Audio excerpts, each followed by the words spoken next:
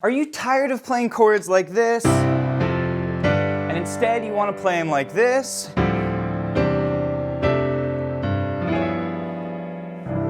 Well, the number one reason I see students fail to play beautiful chords is that they overcomplicate the theory. Forget about flat 13s and sharp 11s just for a moment, because in today's lesson, I'm going to show you an unbelievably simple method of transforming your chord progressions using one of the most basic chord shapes that you probably learned when you first started the piano. So if you like complicated music theory, this lesson unfortunately is not for you, but if you want a simple plug and play tool that you can use on any chord progression that does not require a master's degree in piano theory, this lesson is for you. Now before we start, I wanted to quickly mention that this Monday, we're launching the biggest special that we offer all year long at pianowithjonny.com, up to 50% off the membership in celebration of the summer. So stay tuned for that, and let's go ahead and dive into the lesson.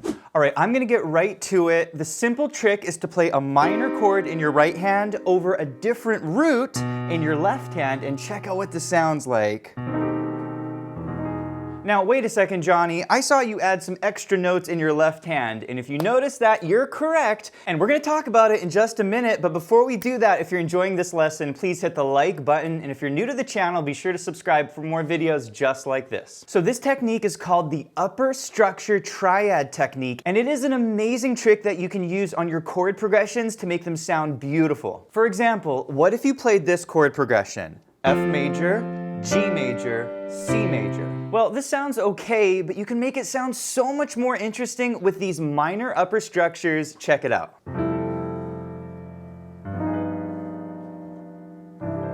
Or what about this chord progression? D minor 7, G7, C major. Well, here it is with the upper structures. Now in a moment, I'm going to show you exactly how I'm using these minor chords in my right hand to transform my chords in my left hand, but I wanted to quickly mention that the lesson sheet music you're seeing up here on the top left of your screen is downloadable and printable. You can also change the key of this entire lesson with the click of one button with our smart sheet music, so I'll put a link to all of that below. All right, if you want to use minor upper structures in your chord progressions, then you need to know the 5 minor upper structures that you can use on your primary chord types. We're going to do a quick review of these chords, and then I'm going to show you how you can use them on chord progressions. First, major chords. If you have a chord like C major and you put an A minor on the top of it, you end up with a really beautiful chord called a C6 chord. Second, minor chords. If you have a C minor, you can put a G minor on the top of it, and what you end up with is a beautiful chord called a C minor 9, which sounds like that. Third, dominant 7 chords. If you play a C7 in your left hand and you put a G minor on the top of it, you end up with a beautiful chord called a C9. Fourth is half diminished chords. If you play a C in the left hand and you put an E flat minor on the top of it, you end up with a beautiful chord called a C half diminished 7 or C minor 7 flat 5. It's a beautiful sounding chord you can use in minor chord progressions. Finally, the most important way to use minor upper structures is on altered dominant chords. So if you have a C7 and you play an F sharp minor on the top of it, it creates a beautiful altered chord which you can use in your chord progressions. Like if I'm playing B flat to C7, I can play it like this. I just played an F sharp minor over the C7. Now the technical name for this chord is called C13, sharp 11, flat 9, but don't worry about the names of these chords, they will make sense over time. Now here's the really cool thing. You can use these minor upper structures on these different chord types, but when you get to a dominant 7 chord, there are actually 6 different minor upper structures that you can use on this chord to make your chord progressions more interesting. Here are a couple of them so you can hear what they sound like.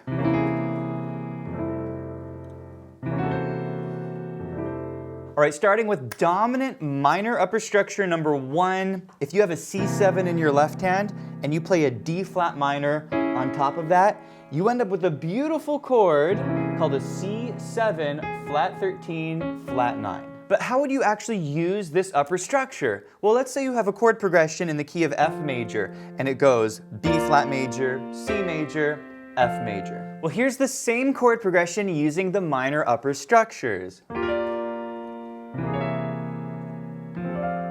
I'm playing a G minor on the B flat chord, then I'm playing a D flat minor on the C7 chord, and then I'm playing a D minor on the F chord. All right, dominant minor upper structure number 2 has a very dark, kind of gritty sound. And for this upper structure, you're going to play a C7 in your left hand and an E flat minor in the right hand. And this creates a super cool chord called a C7, sharp 11, sharp 9. So how would you use this on a chord progression? Well, let's say you're in the key of F major and you're on a 2 chord like G minor, and then you go to a 5 chord, C7, and then a 1 chord F. Well, here it is with upper structures. Notice that on the G minor, I'm playing a D minor on top of that. Then on the C7, I'm playing an E flat minor on top of that. And then on the F chord, I'm playing a D minor on top of it. Can you think of any songs or chord progressions that you could use these upper structures on? Let me know in the comments. All right, dominant minor structure number 3 is probably my favorite one. It sounds like this. Okay, I love to use it on runs. And for this one, you're gonna play a C7 in your left hand, and in your right hand, you're gonna play an F sharp minor. And this creates a beautiful chord called a C13, sharp 11, flat 9. So how do you use this on a chord progression? Well, let's say you're in the key of F major, and you're on a B flat major chord, C, and then you go to F. Well, here it is with the upper structures.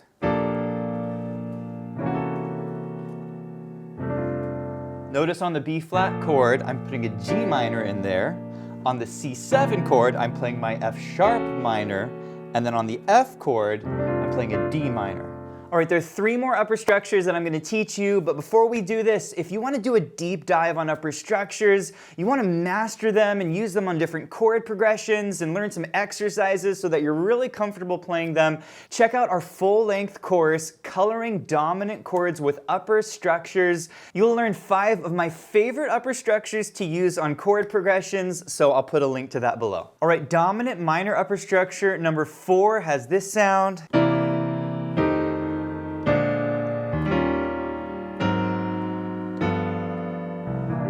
For this one, we're playing a C7 in the left hand and a G minor in the right hand. And this creates a really nice chord called a C9. So a chord progression you could use this on would be a 2-5-1 in the key of F. So we have G minor, C, and F. And here it is with the upper structures. So on the G chord, I'm playing a D minor. On the C chord, I'm playing a G minor, and on the F chord, I'm playing a D minor. All right, the next dominant minor upper structure sounds great on a blues. Okay, it's very easy to play. For this one, we're gonna play a C7 in our left hand and an A minor in our right hand, and we end up with a beautiful chord called a C13. So you could use this on a 4-5-1 chord progression in the key of F, for example, B flat major, C major, F major. And here it is with the upper structures. Notice on the G chord, I'm playing a D minor. On the C7 chord, I'm playing the A minor. And on the F chord, I'm playing the D minor. All right, the 6th dominant minor upper structure is pretty uncommon to use, although technically you can play it. And this would be a C7 with a C minor above it. And this creates a chord called a C7 sharp 9. So if you have a chord progression, B flat, C, F, you could use the upper structures like this. On the G minor, we have the D minor on the top.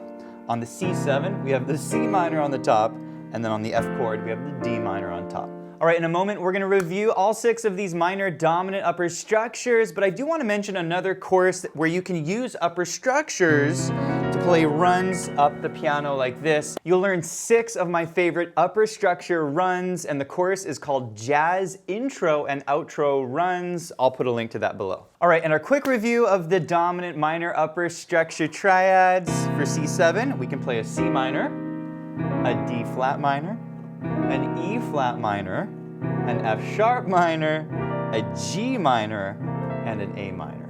Did you enjoy the lesson? If you did, please let me know in the comments, and also be sure to check out pianowithjonny.com. We have over 1,000 step-by-step lessons for all playing levels, where you'll learn your favorite songs, styles, and how to improvise at the piano. Thanks for watching, and I'll see you in the next one.